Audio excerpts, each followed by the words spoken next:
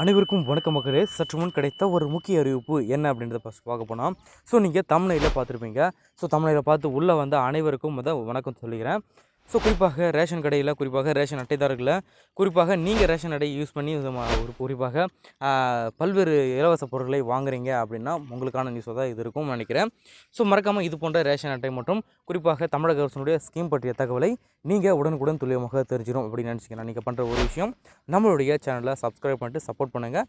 Next video உங்களுக்கு நோட்டிஃபிகேஷனாக வரும். ஆனால் இன்னொரு விஷயம், வீடியோவை லைக் பண்ணாமல் பார்க்குறீங்க, ப்ளீஸ் எனக்காக ஒரு லைக் மட்டும் போட்டு வீடியோவை தொடருங்க. ஃபர்ஸ்ட் ஆஃப் ஆல் என்ன சொல்ல வராங்க அப்படி பார்க்க போனீங்கன்னா, குடும்ப அட்டைதாரர்களே ரேஷன் கடையில் கைரேகை பதிய செய்யவில்லையா? முக்கிய அறிவிப்பு உங்களுக்காக தான் வெளியே இருக்குது. ஒரு 5 முக்கியமான தகவல் என்னென்ன அப்படின்ட்டு தான் இன்ச்சு பை இன்ச்சாக உங்களுக்கு சொல்ல போகிறேன். ஃபர்ஸ்ட் ஆஃப் ஆல் என்ன சொல்லியிருக்காங்க அப்படின்னு பார்க்க போனால், ரேஷன் கார்டு வைத்துள்ள அனைவரும் தங்கள் தமிழ்நாடு அரசால் கட்டாயமாக்கப்பட்டுள்ள இந்த குறிப்பாக ஒரு அறிக்கையை என்ன சொல்லிடுறாங்க பார்த்தா, 5 வயதிற்கும் மேற்பட்ட அனைத்து குடும்ப உறுப்பினர்களும் பார்த்தா கைரேகை கட்டாயமாக்கப்பட்டுள்ளதாக தகவல் தெரியாது. நமக்கு ஏற்கனவே இந்த தகவல் தெரியும். அந்த நிலைமையில் தான் குடும்ப அட்டையில் கைரேகை வைக்காதவர்கள் அருகில் உள்ள ரேஷன் கடையில் நேரில் சென்று வைக்க வேண்டிய அவசியம் ஆகும் என்று பரபரப்பாக ஒரு 2 மாதங்களுக்கு முன்னாடியே நம்ம அப்லோட் பண்ணியிருந்தோம் நம்ம செய்தி குரூப்பில். நம்ம பார்க்காதீங்க அப்படின்னா நம்மளுடைய ப்ளேலிஸ்ட்டில் போய் செக் பண்ணி பார்த்துக்கோங்க.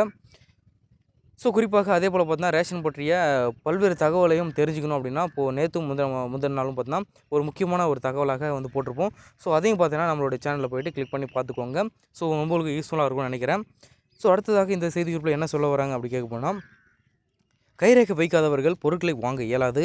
அவர்கள் கைரேகை பதிவு செய்ய பின்னரே பொருட்கள் வழங்கப்படும் என்றும் தெரிவிச்சிருந்தாங்க.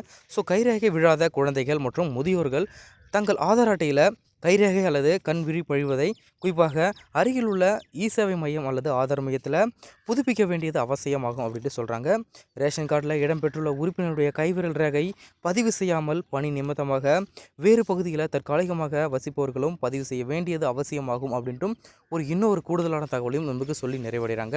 அடுத்தடுத்து பார்த்தோம்னா, குறிப்பாக ராமநாதபுரம் மாவட்ட கலெக்டர் சிவகுரு பிரபாகரன் அவர்கள் வெளியிட்ட அறிக்கையில் என்ன சொல்லியிருக்காங்கன்னா, குடும்ப அட்டை உறுப்பினருடைய இந்த இகேஒய்சி கைரேகை பதிவினுடைய ரேஷன் அட்டைகளை கட்டாயமாக பதிவு செய்ய வேண்டும் என அரசு உத்தரவிட்டுள்ளது. அதே போல் பார்த்தா ராமநாதபுரம் மாவட்டத்தில் இப்பணி 93.33% நிறைவடைந்துள்ளதாகவும் சொல்கிறாங்க. இன்னும் 46,224 குடும்ப அட்டைகள் உறுப்பினர் கைரேகை பதிவினை மேற்கொள்ளவில்லை. எனவே கைரேகை பதிவினை மேற்கொள்ளாத குடும்ப அட்டைதாரர்கள் கேஒய்சியை புதுப்பித்துக் கொள்ள வேண்டும் எனவும் இந்த செய்தியில் சொல்லி நிறைவடைகிறாங்க. தமிழகத்தில் பல்வேறு இடத்துலையும் இப்படி தான் இருக்கீங்க. உங்களுக்கான ஒரு நற்செய்தியாக தான் இருக்கும் என்று தெரிவித்துக் கொள்கிறேன்.